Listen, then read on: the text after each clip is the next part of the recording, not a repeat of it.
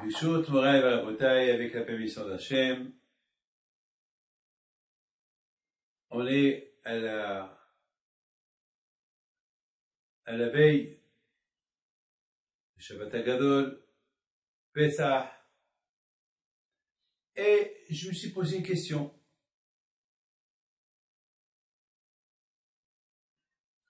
Qu'est-ce qui a aidé les Juifs en Égypte de rester Juifs?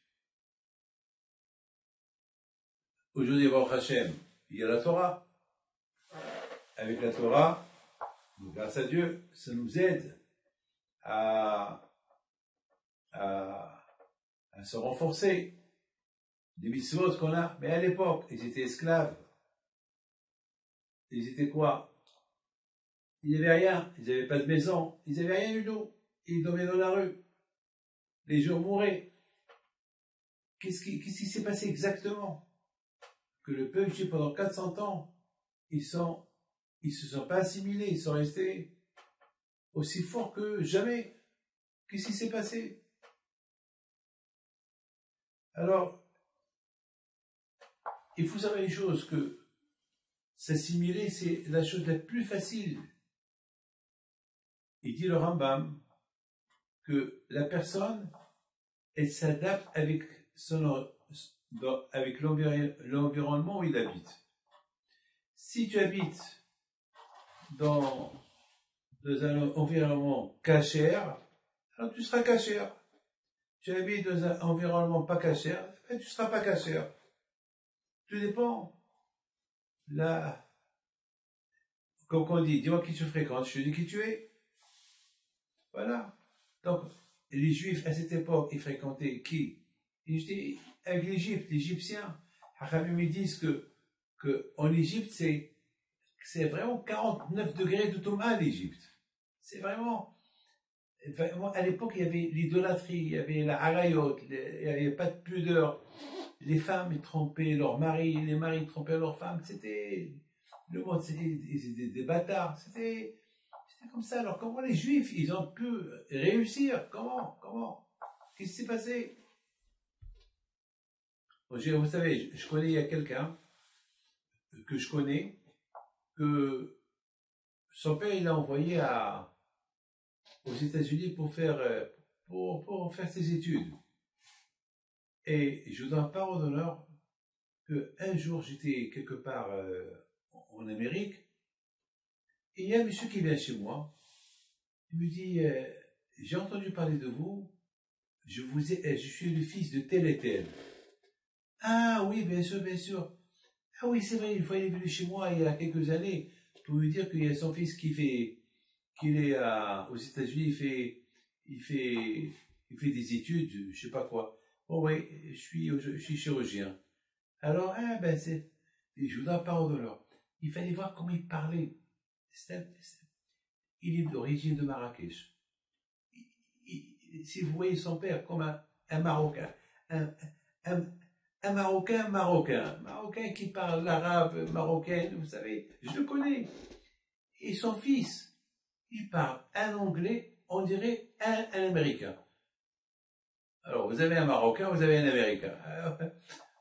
Un Marocain qui est devenu Américain, ma première question à lui, vous êtes marié, vous avez l'âge marié. Il dit, oui, je suis marié, mais malheureusement, je ne suis pas marié avec une juive. Je dis, comment ça se fait? Comment? Mais ton père, c'est un religieux, c'est pas? Je sais.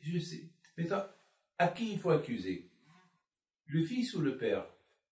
Et bien sûr, celui que j'accuse, c'est le père. Pourquoi? Parce que le père, tu as envoyé ton fils en Amérique. Mais tu sais où tu l'as envoyé? Mais attends, c'est bien, c'est très bien, Hazak. Ton fils est parti en Amérique pour faire des études. Mais tu sais, donc, où tu l'as envoyé? Donc, est-ce qu'il y a la cache-route? Est-ce qu'il y a un rabbin? Est-ce qu'il y a une synagogue? Attends, on ne peut pas envoyer quelqu'un comme ça sans savoir où tu l'envoies. Donc, c'est sa faute. C'est la faute du Père. Alors voilà. Ce qu'il a semé, malheureusement, voilà. Ce ce qu'il a semé, voilà ce qu'il a semé, voilà. Voilà ce qu'il a semé. Il le trouve maintenant.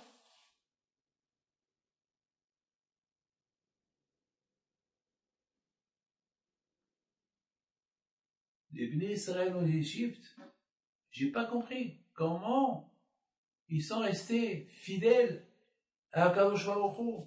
Comment? Comment? Qu'est-ce qu'ils ont fait? Les amis, la seule réponse et unique réponse qu'il y a, dans la vie, il faut s'accrocher à quelque chose. L'espoir. Tous on a des problèmes. Mais à côté du problème, il y a un espoir. Mais cet espoir-là, il faut déjà croire qu'il y a un espoir. Il y a beaucoup de gens qui perdent espoir. J'ai vu quelqu'un qui avait la grave maladie, que le médecin, il n'a pas donné grand-chose à vivre. Je donne la parole d'honneur.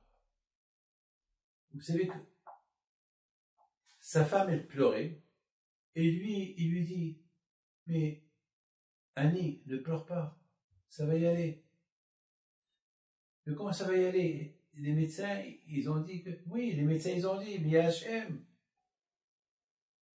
Il vit avec espoir, il y a Hachem. Yaakov Abinu alav shalom,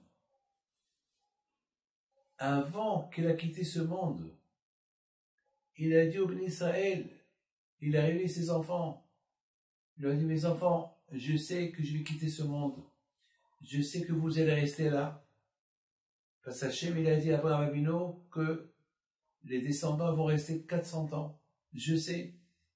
Alors, tout ce que je peux vous dire, sachez une chose, Pakod, Ifkod, Elokim, Etrem, il va venir un temps que Hachem, il va se rappeler de vous. 2 fois il a dit Pakod, Ifkod. Hachem, il va se rappeler. 2 fois il aura répété. Il va se rappeler de vous, il va vous libérer de l'Égypte.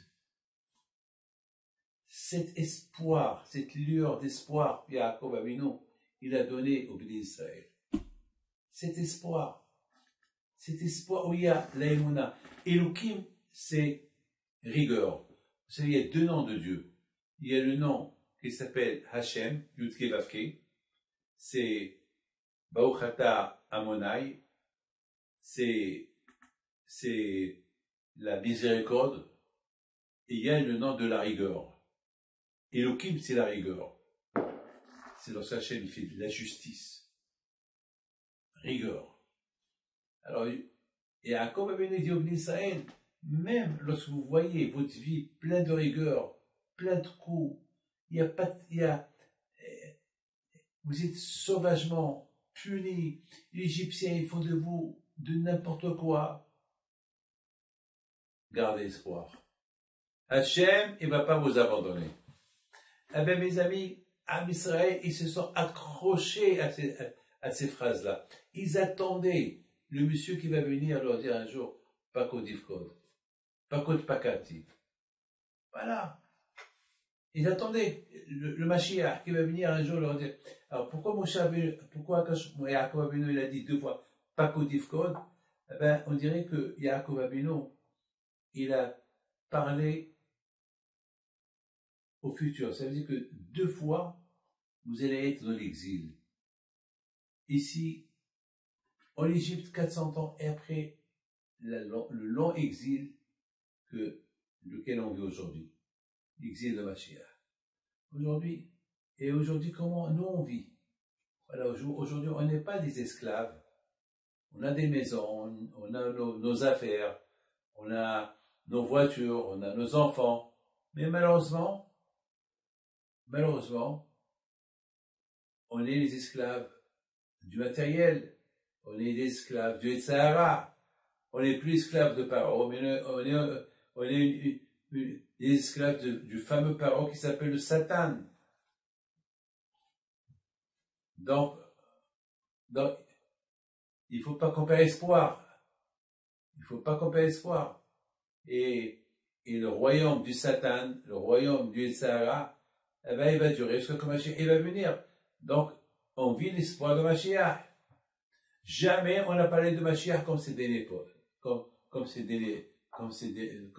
ces époques-là. Jamais. Et moi-même, je sais pas, je suis très, très, très, très convaincu qu'on n'est pas loin. À cette époque, j'ai acheté un vêtement blanc pour l'accueillir. Voilà, j'ai acheté un vêtement blanc pour l'accueillir. Donc, ça, c'est quelque chose que Yaakov Abino, il a donné au Béni Israël. Il leur a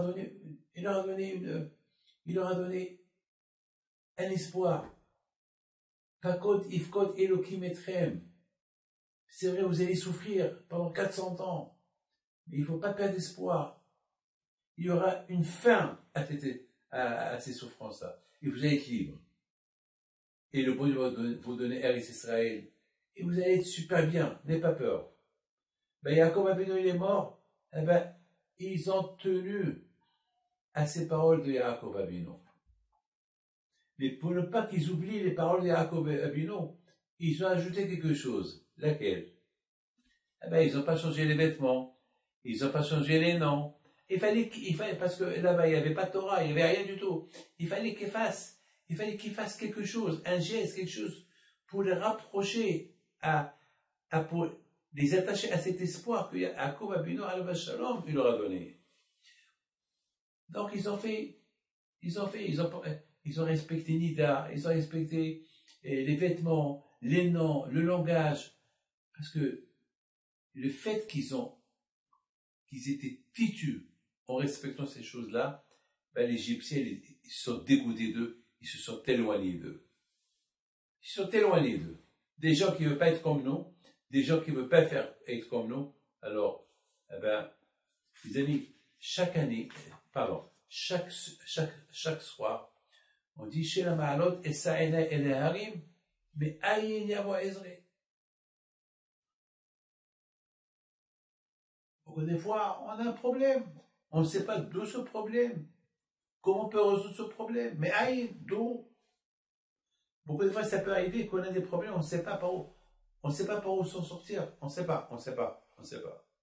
Alors, qu'est-ce qu'on fait? Ben, si tu es croyant, il y a Hachem.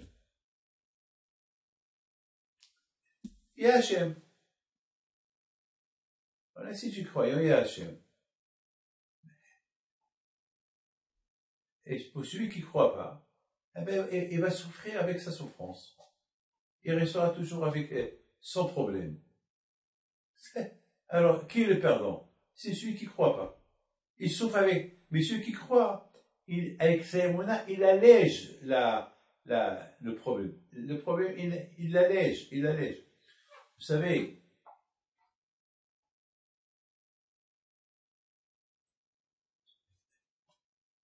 il y a quelqu'un qui avait la grave maladie.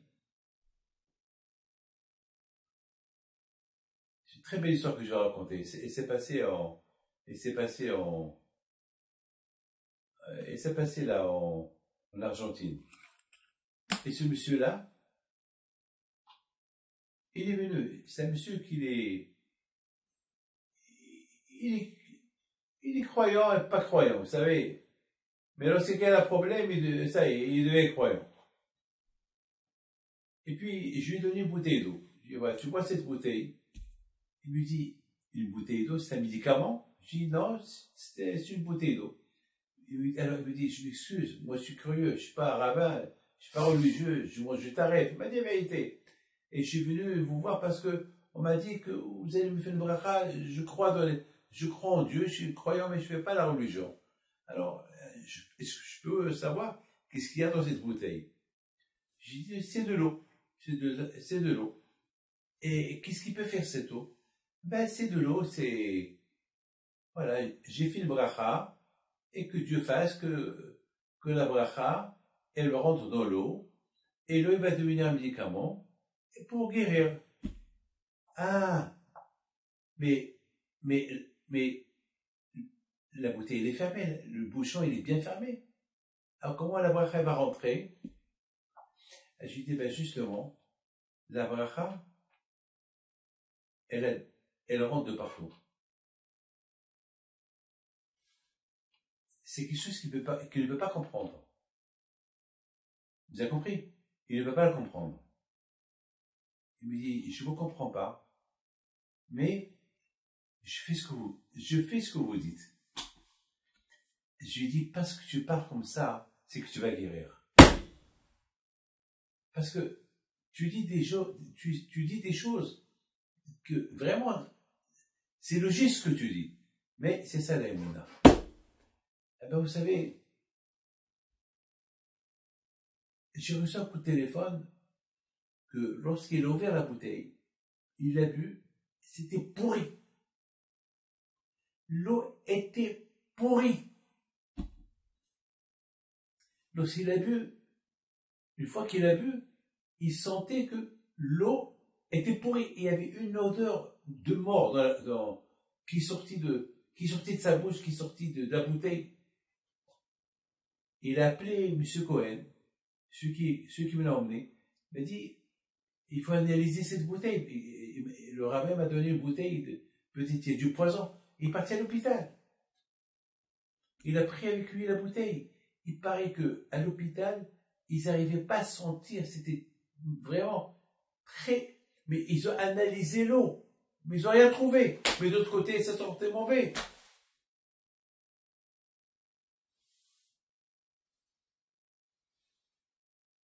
Alors, mais entre-temps, il a jeté la bouteille, il a tout jeté, mais il a dit à M. Cohen, maintenant, je ne comprends pas ce qui s'est passé. Mais maintenant, j'ai plus de bouteille d'eau. Il dit, vous savez quoi? J'ai une bouteille que Rabbi David, lorsqu'il t'a donné à toi à moi une, alors je te donne la mienne. Tu la bois. Ouais, mais il n'a pas fait la bénédiction. C'est pareil.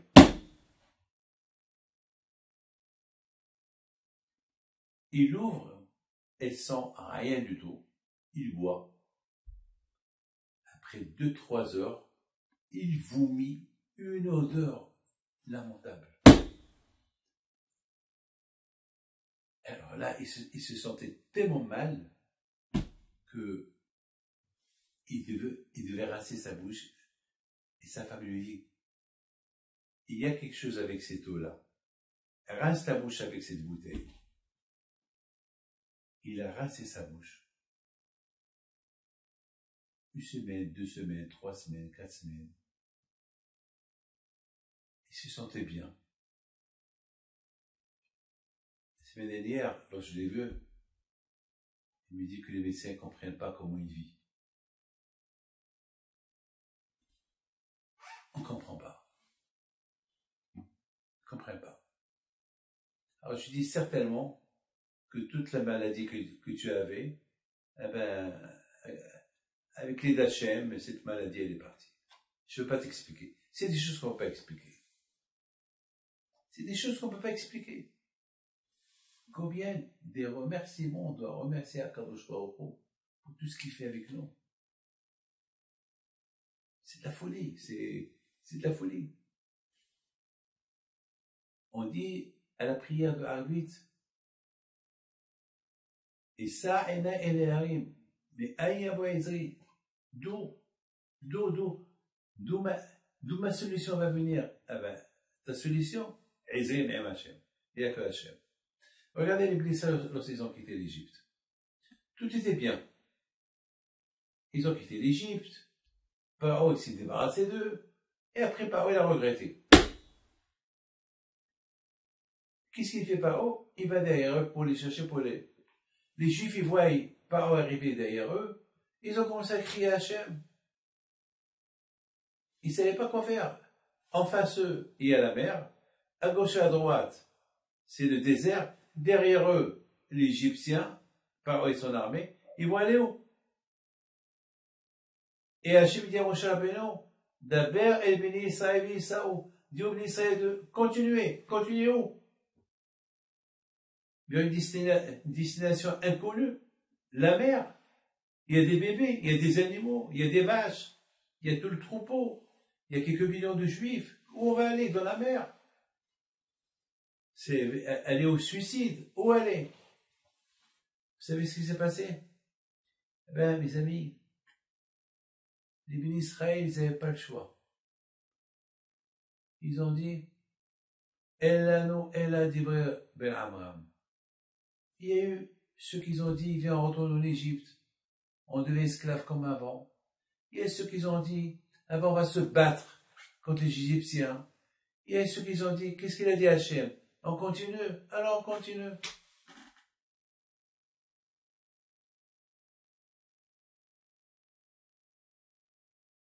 A priori, si vous, monsieur, vous étiez là, vous allez continuer haut et vous ne savez pas nager. Vous allez faire quoi? C'est impossible. Mais si tu as la émouna à Kaoshoko, ben tu continues. Les Bénissants, ils ont dit, avec tout ce qu'on a vu en Égypte, c'est quoi? Eh ben, on va marcher dans la mer. Eh ben, si on doit se noyer, eh ben, on se noie, au moins on a fait plaisir à Hachem. Qu'est-ce qu'il veut Hachem? Qu'on meurt pour lui? Eh ben, on meurt pour lui. Et là, la mer, elle s'est coupée.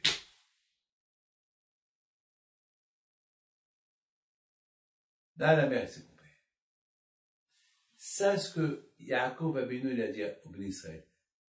L'espoir. Pas Kod, Ifkod, Elohim, Etrem. Vivez toujours dans l'espoir. Même que vous voyez les coups qui tombent sur vous, il y a toujours l'espoir. Hachem, il va vous envoyer. Donc les Israël, ils se sont renforcés dans cette émouna-là.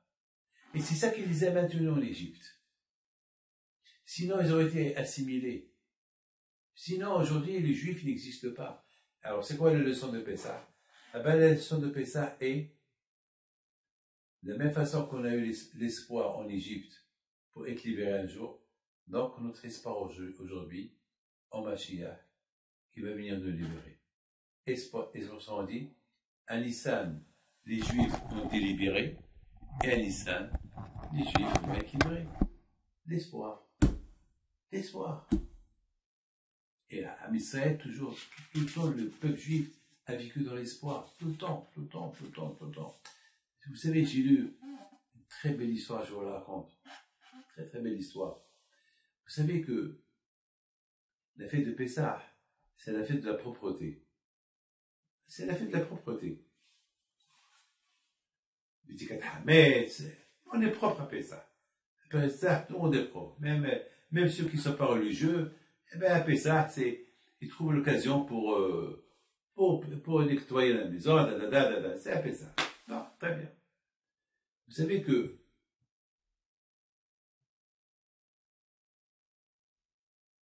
c'est un peu bizarre cette fête.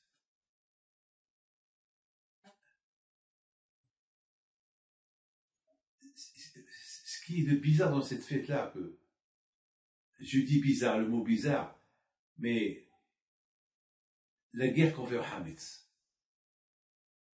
Vous avez compris? La guerre qu'on fait au Hametz, alors que le Hametz, toute l'année, on adore le pain, on adore les petits pains au chocolat, les croissants, on adore les pains au chocolat, on a les bonbons, les gâteaux, les pitas, les pizzas, les falafels, vous savez, les malawat, toutes ces choses-là, on les aime. Et Hachem, il nous dit, à la veille de Pessah, la guerre au Hametz. Je sais pas. Pourquoi cette guerre? Au moins, et c'est pas une guerre éternelle contre le Hametz, comme le cochon. Le cochon, c'est une guerre éternelle contre le cochon. Tout ce qui t'arrive, c'est éternel. D'accord? Il y a tout ce qui est interdit, c'est une interdiction. Mais le Hametz, c'est pendant 7 jours. Une interdiction limitée, mais une guerre, même s'il nous coûte de l'argent, une guerre. Regardez, si par exemple vous avez une dafina pour 1000 personnes, une dafina qui coûte, je sais pas mal, 10 000 $, pour 1000 personnes, il y a une miette de pain qui tombe dans la dafina. Toute la dafina est interdite, tu la prends, tu la jettes. Tellement que le Hametz, il est, si le Hametz, t'as pas le droit. Pourquoi? Ben justement, c'était ça, la condition de Hakadosh Baruch Hu pour nous libérer de l'Égypte. je vais vous interdire ce qui est de cher chez vous. Je vais vous interdire le hametz, et moi je vais vous permettre à manger l'agneau pascal, alors que l'agneau c'était le dieu égyptien. Les Égyptiens à l'époque, ils vénéraient les animaux. C'est pas logique. Hachem, tu me dis de manger quelque chose que les Égyptiens vénèrent, alors si je fais ça, ils vont me tuer, et de l'autre côté, qu'est-ce que tu me donnes le pain ne pas manger. Hachem, pourquoi? Eh ben justement, Hachem, il veut voir, est-ce que tu l'écoutes ou tu l'écoutes pas? C'est ça, Pessah. Pessah, c'est que Pessah ou l'Hachem. Pessah, c'est Hachem, il nous met devant un fait accomplir au moins aux parents. Parents, c'est le Hametz. Le Hametz, c'est la gava, c'est l'orgueil. Parents qui se prend pour un dieu. Alors, mettons les bénisseurs, voilà. Ou le Hametz qui s'appelle parent qui s'appelle Hametz, l'orgueil, ou la matzah. La matzah, c'est être humble.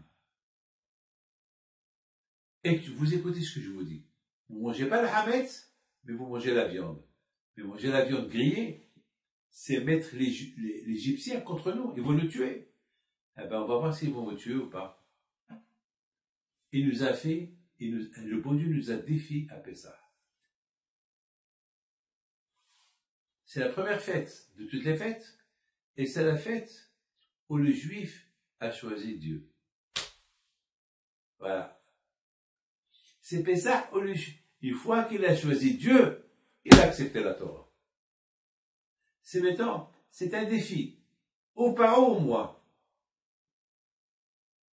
Ou parents ou moi. C'est de la folie, hein?